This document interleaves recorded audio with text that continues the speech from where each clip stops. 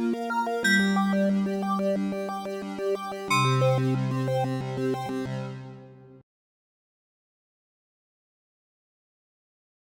Lisa Utronki with Lepage Media, and this week in Quebec is Awareness Week for those with intellectual disabilities. So here I am at Edelweiss, and we're talking with the program director and some of the coaches with the CADS program. They offer programs for both people with physical and intellectual disabilities.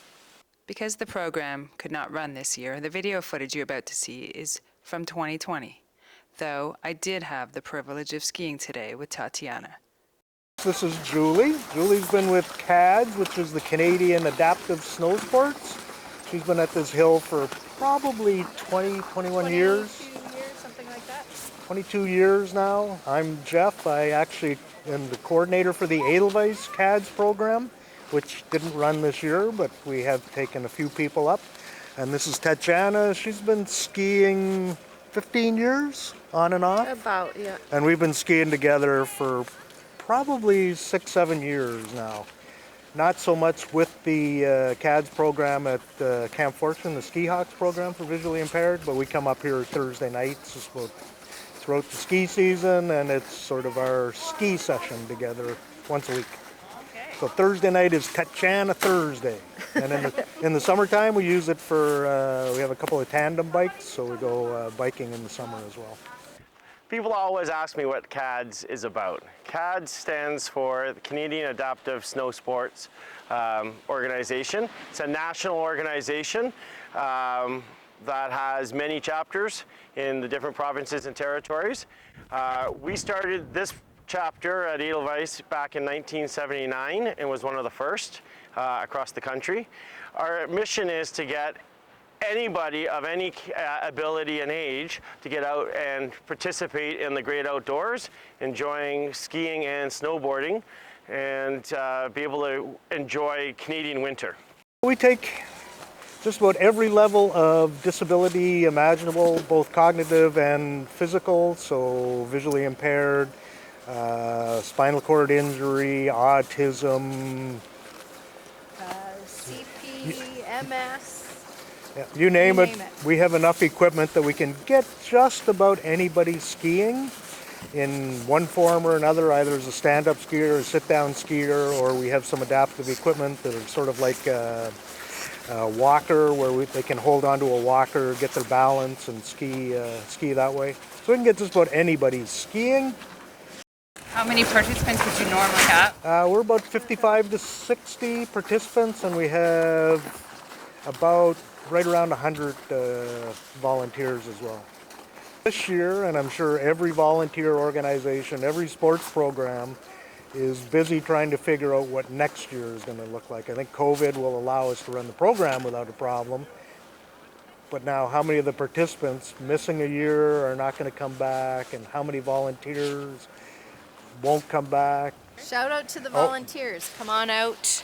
It's incredibly satisfying and brings a new dimension to your skiing, and it gives us all an opportunity to give back. It must be a hard season because this program had to be canceled due to COVID. This was incredibly bad, one, because a lot of the participants and the volunteers really like coming out on the weekends and giving their time and skiing. So missing a full year of skiing for a lot of the participants, they just can't ski without the program because they need equipment or the instructors. So yeah, it's sure it's been very hard on a lot of the participants this year for sure. COVID has really had a dramatic impact on our CADS program here at Edelweiss, as well as the Outaouais region. Our community has not had a program this year, the first time in over 40 years. So not having something as an outlet has proved challenging for them. This is their one time of the week to get out and move the muscles and engage with a social aspect. I mean, so much more of sport is more than just getting the movement in. It's seeing your friends, seeing somebody else have a good time. It's sharing that laughter, and in like today, getting out in the great sunshine and having a few laughs. For a lot of the skiers, who just don't have that much opportunity to get out and about, this is one of the things that they look forward to in their week.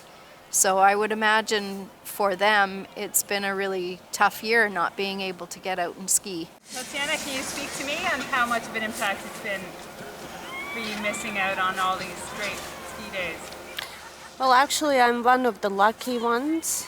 I've been out the whole season skiing with Jeff once a week, and I can't even begin to tell you how much that means. And I get really shivers just thinking going through the winter without skiing.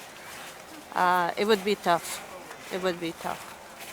Tashana is completely blind. She can tell day and night, but that's all she can see. So when we're skiing, we have headsets on so I can talk directly to her.